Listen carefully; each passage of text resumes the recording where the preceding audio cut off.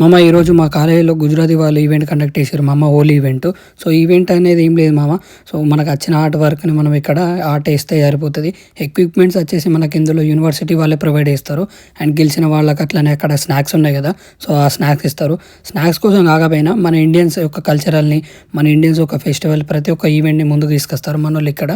So ఇప్పుడు Holi festival వస్తుంది కాబట్టి మనం ఏదైనా ఒక డ్రాయింగ్ చేసి అందులో పెయింటింగ్ చేసి సో కొద్దిగా కలర్ఫుల్గా మనం ఈవెంట్ కండక్ట్ చేసినట్టు ఉంటుంది కదా. సో మనం అందరం చిల్లి కావచ్చు కదా అని చెప్పి అనుకుంటారు. సో మన వాళ్ళు అయితే మంచి ఇక్కడ ఆర్ట్ వర్క్ చేస్తున్నారు. ఒకరికి నచ్చింది ఎవరికి వచ్చిన ఆర్ట్ వర్క్ వాళ్ళు. ఈ ఈవెంట్లో వాళ్ళు వీళ్ళు అని ఏం లేదు మామ, మనకు నచ్చితే మనం పోయి ఆర్ట్ వేయచ్చు. కాకపోతే అన్ని ప్రైజులు మనకే ఇస్తే మంచిగా ఉండదు కదా. సో అట్లనే ఇక్కడ ఈవెంట్లో మనమే కాదు మామ, అందరికి ఇక్కడ కాఫీ ప్రొవైడ్ చేస్తున్నారు, స్నాక్స్ పెడుతున్నారు, డోనట్స్ ఉన్నాయి, క్రోసెంట్స్ ఉన్నాయి, ఇట్లా మస్తు పెట్టిరు మామ. సో మన వాళ్ళు అయితే మంచి ఆర్ట్ వేసుకుంటే ఇక్కడ చిల్ అవుతున్నారు. నాకు తెలిసి వీళ్ళందరూ క్లాస్ డుమ్మా కొట్టి వచ్చి ఇక్కడ కూర్చున్నారు మామ, ఇంతమంది.